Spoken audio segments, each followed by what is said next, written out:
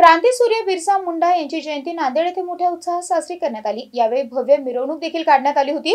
कार्यक्रमाचा शुभारंभ काँग्रेस कमिटीचे महाराष्ट्र उपाध्यक्ष अमरनाथ राजूरकर यांच्या हस्ते करण्यात आला, तर प्रमुख उपस्थिती म्हणून माजी मंत्री डी.पी. सावंत यांची उपस्थिती होती। नांदेड येथे जिल्हा आदिवासी समाजातर्फे बिरसा मुंडा यांची जयंती साजरी केली गेली। त्या कार्यक्रमासाठी आज आम्ही इथे आलो होतो। बिरसा मुंडा हे अतिशय कमी वयात इंग्रजांशी त्यांनी ज्या पद्धतीने लढा दिला, इंग्रजांना जेरीस आणून सोडलं, त्यांचं कार्य खऱ्या अर्थाने आजच्या नवीन पिढीला माहिती झालं पाहिजे।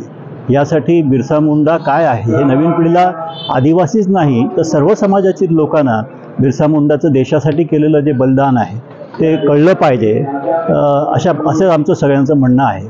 आणि नांदेड शहरामध्ये एकच बिरसा मुंडा चौक म्हणून आपण केलेलं आहे, परंतु मला असं वाटतं की बिरसा मुंडांची एक स्मारक इथे व्हावं आणि त्या स्मारकाच्या मार्फत युवकांना प्रेरणा मिळावी की अन्यायाच्या विरुद्ध कसं लढावं, अन्याय सहन न करता त्याच्या अगेन्स्ट लढा दिला पाहिजे। हा एक मोठा मेसेज बिरसा मुंडाच्या कारकिर्दीमधून आपल्याला मिळतो। आणि आज इथं अशोकरावजी चव्हाण साहेब येणार होते, परंतु अचानक त्यांना दिल्लीला जावं लागलं।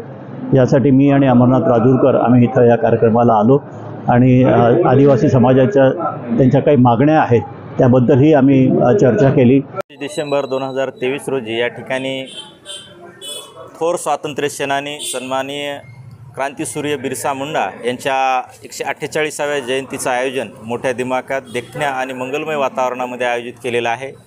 या प्रसंगी आदिवासी बांधवांना आपल्या अधिकारांचं या ठिकाणी जाणीव करून देण्याच्या अनुषंगानं हा प्रबोधन मेळावा, त्याचबरोबर सांस्कृतिक रॅली याचं आयोजन या ठिकाणी केलेलं आहे। भिल्ल आदिवासी नृत्य, दंडार्ण आदिवासी नृत्य या ठिकाणी या रॅलीमध्ये क्रांतीसूर्य बिरसा मुंडा चौक, बजाजनगर या इथून महात्मा फुले पुतळ्यापर्यंत या ठिकाणी रॅलीचं आयोजन केलं होतं। त्यानंतर आज प्रबोधनाचा कार्यक्रम या ठिकाणी या शुभारंभ मंगल कार्यालयामध्ये आयोजित केलेला आहे।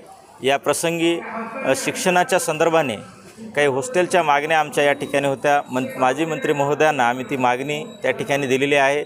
हॉस्टेलचं काम या ठिकाणी रखडलेलं आहे, त्याला प्रगतीपथावर नेण्याच्या अनुषंगानं आम्ही त्यांना मागणी केलेली आहे। लवकरच ते पूर्णत्वास जाईल अशी आम्हाला अपेक्षासुद्धा या ठिकाणी आहे। जिल्हाभरातील सर्व समाज बांधवांनी मोठ्या प्रमाणात या ठिकाणी उपस्थिती नोंदवून या ठिकाणी सहकार्य केलेलं आहे। असं सहकार्य त्यांचं लाभो असं मी या ठिकाणी अपेक्षा व्यक्त करतो।